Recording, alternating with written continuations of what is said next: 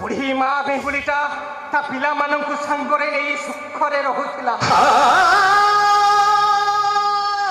ଦିନେ ମା ବେଙ୍ଗୁଳିଟା ଘରେ ନଥିଲା ବେଳେ ପିଲା ବେଙ୍ଗ ଗୁଡାକ ଗୋଟେ ବଡ ଷଣ୍ଢ ଦେଖିଲେ।